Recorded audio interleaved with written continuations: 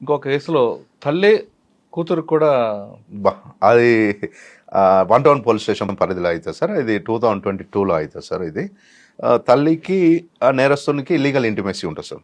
తండ్రి లేడా? తండ్రి లేడు. ఓకే. తండ్రి చనిపోతాడు పాపకి. లీగల్ ఇంటిమేసీ అక్యూజ్ తోటి ఉంటుంది. ఈ అక్యూజ్ నేరస్తుడు ఏం చేస్తాడంటే సార్, ఒక డెవిల్ ఐ చేస్తాడు అమ్మాయి మీద.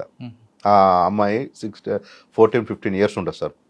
అమ్మాయిని ఎట్టి పరిస్థితుల్లో లోపరుచుకోవాలని ఒక ప్రీ ప్లాన్ తోటి వాళ్ళ మదర్ని తోటి లీగల్ ఇంటిమేసీ ఉన్నది. సో ఇంకా కొనసాగించుకుంటూ వస్తాడు సార్. వచ్చిన తర్వాత వాళ్ళ మదర్ని ఎట్లా కన్విన్స్ చేస్తాడు సార్.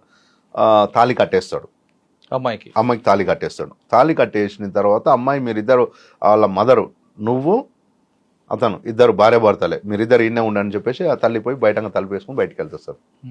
వెళ్ళిన క్రమంలో అమ్మాయి యొక్క న్యూడ్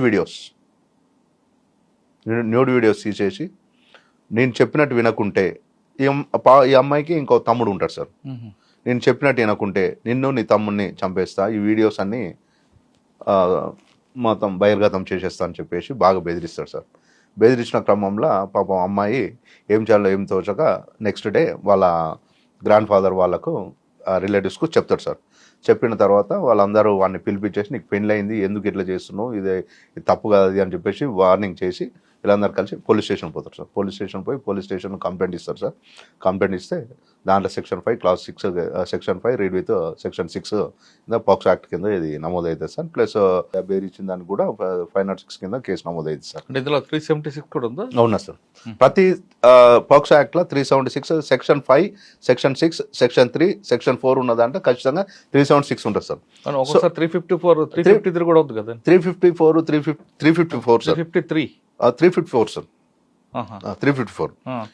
354 వస్తేనేమో Section 11, 12 అట్లా వస్తుంది సార్. సో దీంట్లో ఏమైనా హరాస్మెంట్ ఉంటుంది సార్. 354లోనేమో హరాస్మెంట్ ఉంటుంది సార్. 376లోనేమో ఇంటర్ కోర్స్ ఉంటుంది సార్. నాది ఇందులో కూడా దీంట్లో ఇంటర్ కోర్స్ ఉంటుంది సార్. అమ్మాయిని న్యూడ్ వీడియోస్ అన్ని తీసి మన ఇన్వెస్టిగేషన్ ఆఫీసర్ చేసిన ఒక బ్యూటిఫుల్ ఏంటంటే సార్, అవన్నీ ప్రిజర్వ్ చేస్తాడు. ప్రిజర్వ్ చేసి సిడి రూపంలో కోర్టు వారికి ఇచ్చేస్తాడు, కోర్టుకు సబ్మిట్ చేస్తాడు. మనం 65B కింద కూడా వాటిని మొత్తము ఐడెంటిఫై మార్క్ చేయించుకుంటాం సార్. మార్క్ చేయించుకొని కోర్టులో మనం ఆర్గ్యుమెంట్స్లో at the time of arguments కోర్టు వారిని ప్రేయర్ చేస్తాము. సిడీస్ కూడా పర్సనల్గా జడ్జి గారు లోపల అవి కూడా చూడమని చెప్పేసి ప్రేయర్ చేస్తాం సార్. చూసిన తర్వాత అవి MO1, 2, 3గా మార్క్ చేపిస్తాం సార్. మెటీరియల్ ఆబ్జెక్ట్స్ కిందనేమో సిడీస్ని మార్క్ చేపిస్తాం సార్. ప్లస్ వీళ్ళు రెంటెడ్గా ఉన్న ఇంటిని